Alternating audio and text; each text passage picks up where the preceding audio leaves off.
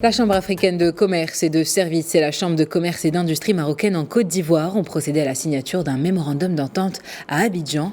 Un mémorandum portant notamment sur l'ouverture d'une antenne de la Chambre africaine de commerce et de services au sein de la Chambre d'industrie marocaine à Abidjan. Objectif, inciter les opérateurs économiques ivoiriens à investir dans la région de Dakhla. Max Oubi et Ferdinand Kouakou nous en disent plus. Les deux communautés d'affaires marocaines et ivoiriennes sont plus que jamais proches sur la base des relations historiques, séculaires, de confiance, d'amitié et de fraternité. Après N'Djamena et Lomé, la Chambre africaine du commerce et des services a désormais une antenne en Côte d'Ivoire au sein de la Chambre de commerce et d'industrie marocaine. Cela dans le but de faciliter l'implantation et maintenir le déploiement des entreprises ivoiriennes dans la région de Dakhla. Vous savez que la Chambre de commerce et de l'industrie marocaine en Côte d'Ivoire accueille des sociétés ivoirienne au sein de cette chambre. Ça veut dire que nous devons faire le devoir de les accompagner, de les informer sur ces opportunités d'affaires que la région Dakhla Oued Dahab leur offre. Donc le message est très simple.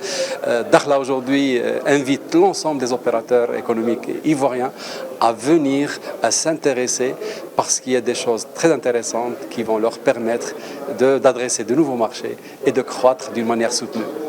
Pêche, commerce, logistique, tourisme, agriculture, énergie, soins médicaux, formation, nombreux sont les secteurs d'activité pour lesquels Dakhla offre aux opérateurs économiques et aux investisseurs des accès à des facilités leur permettant de valoriser le plein potentiel des échanges nord-sud et un accès multimodal au marché de la sous-région.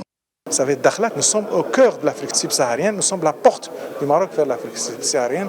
Dakhla aujourd'hui est à mi-chemin entre Agadir et Dakar, avec le positionnement du port atlantique de Dakhla, va révolutionner cela et nous incitons nos frères ivoiriens à venir s'implanter déjà et être parmi les premiers.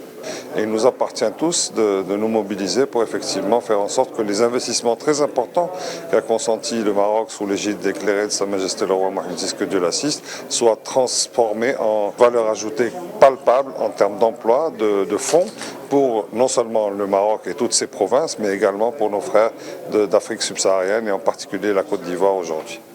La part des investissements directs marocains à l'étranger s'est élevée à 58,7% en 2019.